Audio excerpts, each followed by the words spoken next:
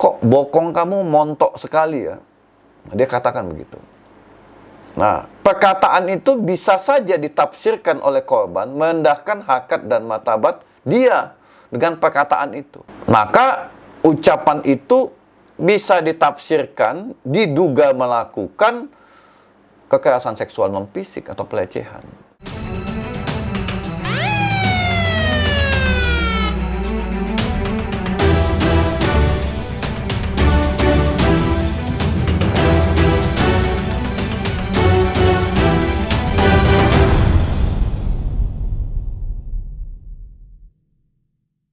Assalamualaikum warahmatullahi wabarakatuh, sahabat-sahabat hukum pidana.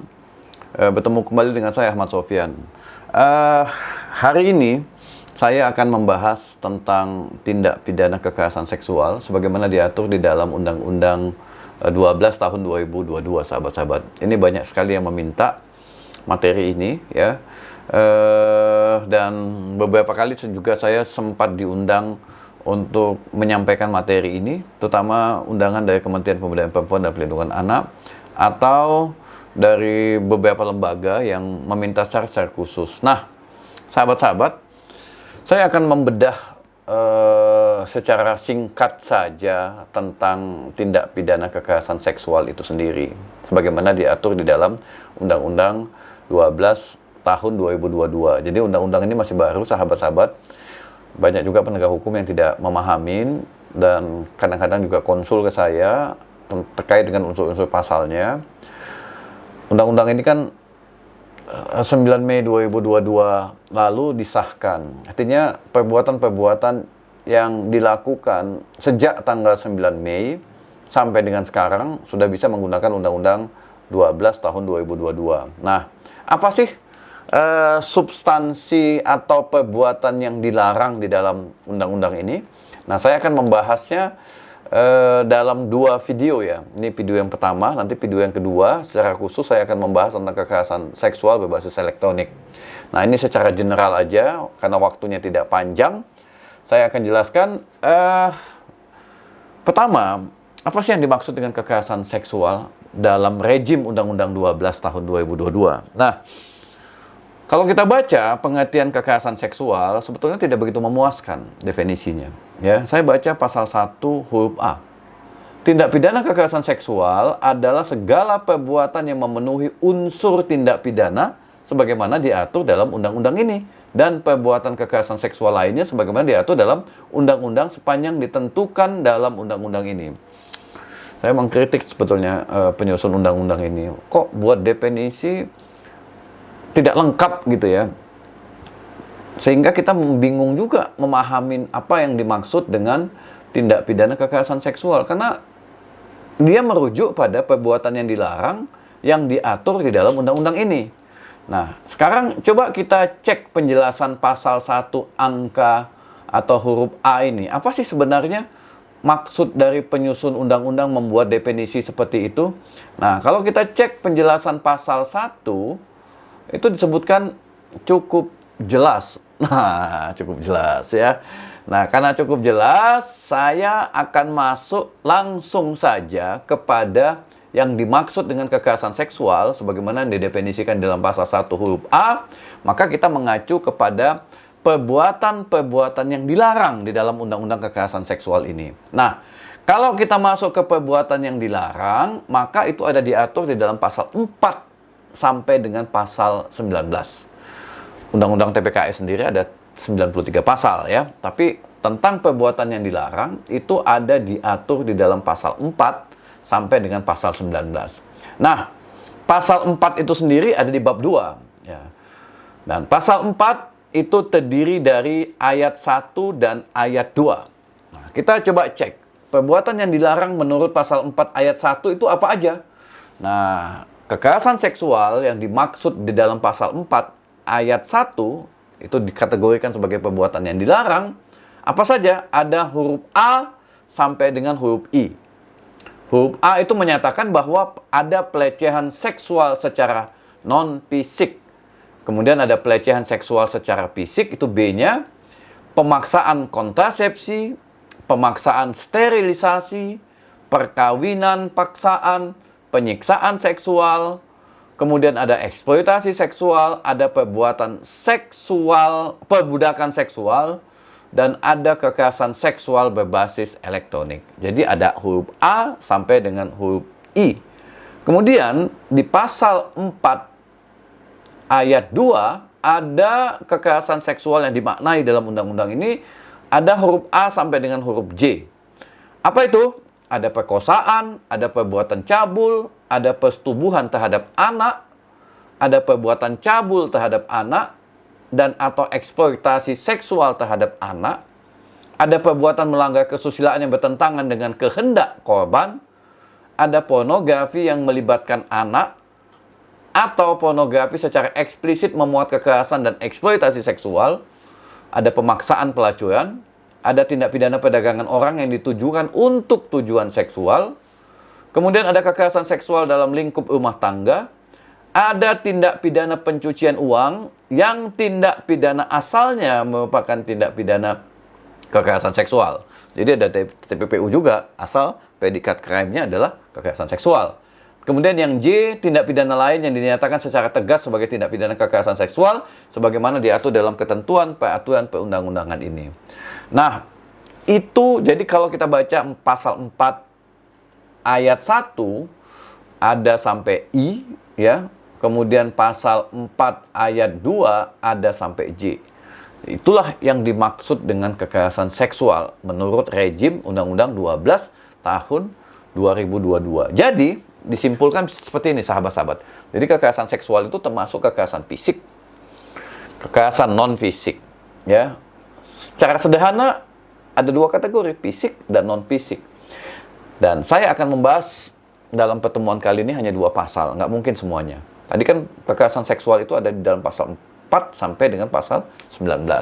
Nah, saya pasal 4 itu mengatur tentang jenis-jenis kekerasan seksual. Nah, saya akan membahas secara khusus pasal 5 dan pasal 6. Kenapa saya hanya membahas pasal 5 dan pasal 6? Karena 2 pasal inilah yang sering dipergunakan oleh penegak hukum dalam menemukan fakta-fakta kekerasan seksual yang dilaporkan oleh korban, atau oleh orang yang melihat, atau oleh orang yang mendengar. Paling banyak adalah pasal 5 dan pasal 6. Nah, saya akan membahas secara khusus dalam video ini terkait dengan apa pasal 5 itu, unsur-unsurnya, dan bagaimana ancaman pidananya. Kemudian pasal 6 itu apa saja unsur-unsurnya, dan bagaimana ancaman pidananya.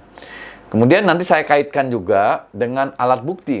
Jadi alat bukti dalam Undang-Undang TPKS juga ada diatur, yaitu di dalam pasal 24 dan 25. Jadi kalau kita menemukan satu kekerasan seksual, ya baik fisik maupun non-fisik, maka alat bukti tidak hanya mengacu pada pasal 184 KUHP, yaitu saksi, ahli, surat, petunjuk, dan keterangan terdakwa, tapi ada tambahan lagi, sebagaimana diatur dalam pasal 24 dan 25 Undang-Undang TPKS. Baik, itu nanti akan saya ulas sedikit di akhir video ini, makanya saksikan video ini supaya Anda tidak tersesat. Nah, pasal 5 ya. Jadi pasal 5 itu sahabat-sahabat bunyinya seperti ini. Setiap orang yang melakukan perbuatan seksual secara non-fisik, ya, yang ditujukan terhadap tubuh, keinginan seksual, dan atau organ reproduksi dengan maksud merendahkan harkat dan martabat seseorang berdasarkan seksualitas dan atau kesusilaan dipidana karena pelecehan seksual non-fisik dengan pidana penjara paling lama 9 bulan, kemudian dan atau denda paling banyak adalah 10 juta rupiah. Jadi dalam bahasa sehari-hari pasal 5 ini kita sebut juga dengan pelecehan seksual. Tetapi di dalam rejim Undang-Undang 12 tahun 2022 disebut dengan kekerasan seksual non-fisik. Jadi kekerasan seksual non-fisik ini adalah kalau kita mengacu kepada pasal 7, ini adalah delik aduan. Jadi sahabat-sahabat, kalau si korban tidak mengadu ya tidak bisa jadi delik, ya. Jadi memang harus ada pengaduan, dan pengaduan itu harus langsung disampaikan dilakukan langsung oleh korban, tidak bisa oleh kuasanya. Korban datang langsung kantor polisi bahwa dia mengalami pelecehan seksual atau kekerasan seksual non fisik. Nah, saya akan ulas unsur dari pasal 5 ini, ya. Pasal 5 ini Ada kekerasan seksual yang ditujukan terhadap tubuh, keinginan seksual, dan atau organ reproduksi. Jadi kekerasan seksual non-fisik ini tetap ditujukan pada tubuh, non-fisik. Kalau kita sebut non-fisik berarti tidak ada sentuhan, tidak ada rabaan, ya, kepada si korban. Namanya juga non-fisik, ya. Tidak ada sentuhan dan tidak ada rabaan. Itu non-fisik di mana artinya tidak ada perbuatan-perbuatan yang menyerang organ reproduksi atau tubuh si korban, ya. Jadi bentuknya apa? Misalnya perkataan, siulan, ya, atau mungkin juga lirikan mata, ya. Ya. Tetapi perbuatan-perbuatan tersebut, ya, kalau kita masuk unsur berikutnya, yaitu maksud dari si pelaku itu adalah merendahkan harkat dan martabat seseorang. Ya. Jadi ucapan, perkataan, siulan, lirikan itu dimaksudkan untuk merendahkan harkat dan martabat seseorang. Dalam hal ini tentunya korban. Harkat martabat itu tentu tidak harkat dan martabat secara umum. Harkat dan martabat yang dimaksudkan di dalam pasal 5 ini adalah harkat martabat yang didasarkan kepada aspek seksualitas atau kesusilaan, ya. Jadi aspek seksualitasnya harus bisa dibuktikan, siulan itu, perkataan itu, ucapan itu, ya, atau bahasa tubuh itu dimaksudkan merendahkan harkat dan martabat seseorang yang didasarkan pada seksualitas, ya, atau didasarkan pada kesusilaan. Sederhananya begini misalnya, kok bokong kamu montok sekali ya? Dia katakan begitu. Nah, perkataan itu bisa saja ditafsirkan oleh korban merendahkan harkat dan martabat dia dengan perkataan itu. Ya. Maka ucapan itu bisa ditafsirkan diduga melakukan kekerasan seksual non fisik atau pelecehan, ya. Jadi sangat mungkin terjadi, atau mungkin juga dia menyatakan bahwa enggak, gue cuma canda aja kok, katanya. Tapi canda udah masuk dalam kategori menyinggung perasaan atau menyinggung harkat dan martabat dia sebagai seorang korban atau seseorang manusia berdasarkan pada seksualitas tadi itu, ya. Kenapa? Yang dikata-katain itu adalah bagian tertentu dari organ reproduksinya, ya. Itu kira-kira tafsir yang bisa kita lakukan terhadap pasal 5, ya. Jadi pasal 5 ini adalah perbuatan-perbuatan yang menyangkut pada organ-organ kesusilaan atau organ-organ reproduksi, atau juga kepada aspek-aspek yang berkaitan dengan kesusilaan, tapi tentu berkaitan dengan seksualitas atau berkaitan dengan perbuatan-perbuatan lain yang merendahkan harkat dan martabat seseorang berdasarkan seksualitas atau kesusilaan. Nah, intinya itu pasal 5, ya. Dan tentu korban harus melapor. Dan bagaimana buktinya, Pak? Nah, ini buktinya namanya alat bukti yang diatur di dalam KUHP ditambah dengan pasal 2425. Maka kalau kita lihat pasal 2425, ya, Undang-Undang TPKS ini, ada beberapa alat bukti yang dianut, ya, dan mengalami penambahan dari alat bukti yang ada diatur di dalam KUHP. Apa aja itu? Nah, kalau kita baca pasal 24, ya, alat bukti yang dianut di dalam Undang-Undang TPKS ini juga mengacu kepada alat bukti yang dianut di dalam hukum positif yang ada, tentu KUHP. Itu di dalam pasal 24 ayat 1. Kemudian juga mengakui alat bukti elektronik. Tentu bisa dalam bentuk WhatsApp, bisa dalam bentuk video, dalam bentuk rekaman, itu alat bukti elektronik. Jadi KUHP ditambah dengan alat bukti elektronik. Kemudian juga alat bukti lain yang digunakan berkaitan dengan tindak pidana TPKS ini, kalau kita baca ayat 2, itu menganut bahwa satu saksi korban sudah cukup, ditambah dengan alat bukti lainnya. Kalau KUHP kan unus testis, nullus testis satu saksi bukan saksi sepanjang. Kecuali ya, satu saksi itu bersesuaian dengan alat bukti lainnya.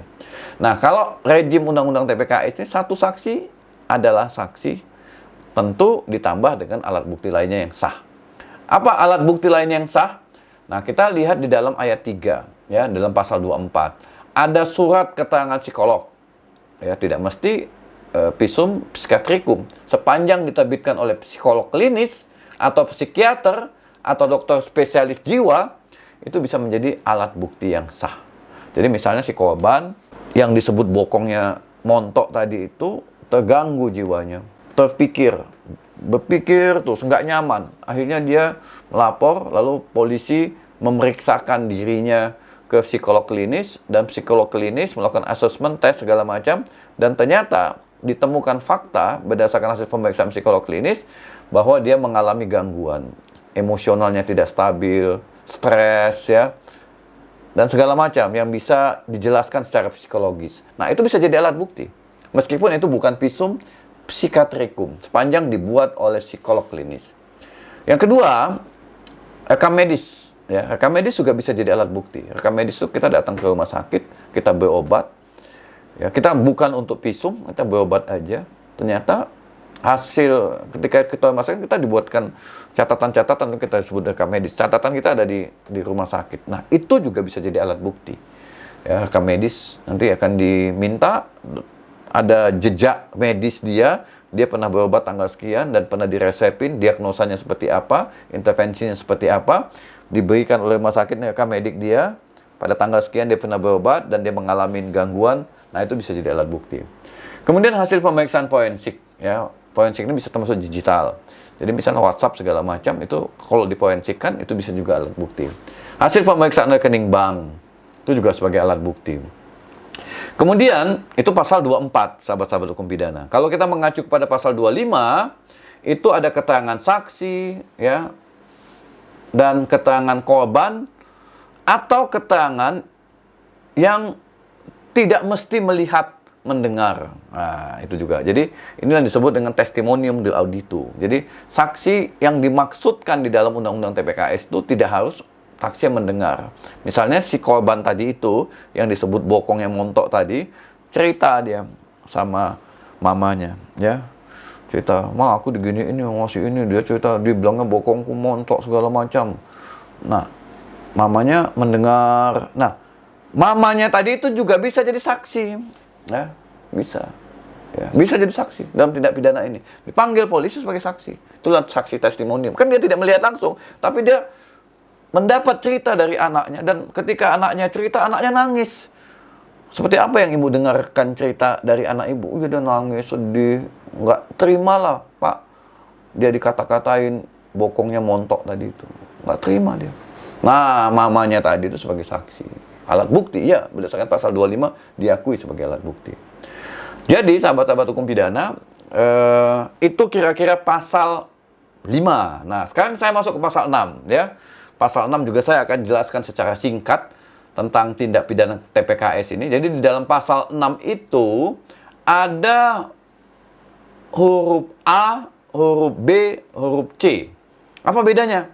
Nah, kalau kita baca pasal 6 huruf A, setiap orang yang melakukan perbuatan seksual secara fisik. Nah, ini seksualnya secara fisik. Tadi kan non-fisik. Ya. Tidak ada perbuatan-perbuatan yang menyentuh organ reproduksi atau tubuh si korban. Ini fisik. Ditujukan terhadap tubuh, keinginan seksual, dan organ reproduksi dengan maksud merendahkan harkat dan martabat berdasarkan seksualitas atau kesusilaan yang tidak termasuk dalam ketentuan yang lain lebih berat dengan pidana penjara paling lama 4 tahun. Jadi, kekerasan seksual secara fisik pasal 6 ini pelecehan seksual secara fisik, diraba bokongnya, dipegang payudaranya, ya. Itu kekerasan seksual secara fisik. Ya, merendahkan harkat dan martabat si perempuan. Atau bagian-bagian tubuh lainnya, dirangkul, dipeluk, ya. Rangkulan dan pelukan itu merendahkan harkat dan martabat dia sebagai seorang korban. ditoel bokongnya, ditoel kelaminannya, ditoel payudaranya, itu termasuk dalam kategori pelecehan seksual secara fisik. Ya, dan ancaman pidananya adalah 4 tahun. Kalau tadi ancaman pidananya maksimal 9 bulan, ini 4 tahun. Dan juga masih dikategorikan sebagai delik aduan. Artinya korban memang harus mengadu sendiri. Ya, kalau dia tidak mengadu, maka tidak bisa pasal 6 angka A ini dijadikan dasar. Misalnya ya, seorang perempuan di dalam stasiun, padat stasiunnya, KRL, masuk dalam KRL, ya, empit-empitan. Ada seorang laki-laki memepet kelaminnya terhadap seorang perempuan yang ada di depannya, digoyang-goyangnya. Si perempuan tadi itu misalnya teriak, tidak terima, ya, akhirnya si laki-laki tadi itu ditangkap. Lalu si perempuan bilang, udahlah, saya nggak mau melaporkan dia. Apakah bisa si security membawa ke kantor polisi? Ya percuma juga, bisa. Tapi kalau si perempuan menyatakan, saya nggak mau melapor, ya nggak bisa juga. Pasal 6 huruf A ini digunakan dalam peristiwa itu. Walaupun itu adalah pelecehan seksual secara fisik, karena dia delik aduan. Jadi memang kemauan dari korban untuk melaporkan itu penting untuk menerapkan norma pasal 6 huruf A. Alat buktinya apa nih Pak? Oh sama, KUHP pasal 24-25. Kemudian pasal 6 huruf B, secara setiap orang yang melakukan perbuatan seksual secara fisik yang ditujukan terhadap tubuh, keinginan seksual dan atau organ reproduksi dengan maksud menempatkan seseorang di bawah kekuasaannya secara melawan hukum, baik di dalam maupun di luar perkawinan, diancam pidana paling lama 12 tahun. Nah, ini ada relasi kuasa. Jadi kalau kita lihat ada perbuatan seksual secara fisik, tapi perbuatan seksual secara fisik itu ada relasi kuasa yang tidak seimbang antara korban dan pelaku. Ya, dan menempatkan si korban berada dalam kekuasaannya. Contohnya misalnya seorang dosen, ya ini soal relasi kuasa ya, dosen dengan korbannya mahasiswa. Jadi mahasiswa misalnya bimbingan skripsi. Lalu si dosen bilang, ya kalau kamu mau cepat lulus, sini dekat saya duduk. Lalu dirabanya si mahasiswa tadi ini, pahanya, payudaranya, diciumnya. Maka perbuatan sang dosen tadi itu tidak ke pasal 6 huruf A, tetapi pasal 6 huruf B. Kenapa? Ada relasi kuasa di situ. Si mahasiswa nggak mau, nggak senang, tapi dia nggak bisa menolak secara frontal karena ada ketergantungan ya dari si dosen itu agar dia bisa lulus dan skripsinya disetujuin. Jadi ada hubungan yang tidak seimbang antara korban dan si pelaku.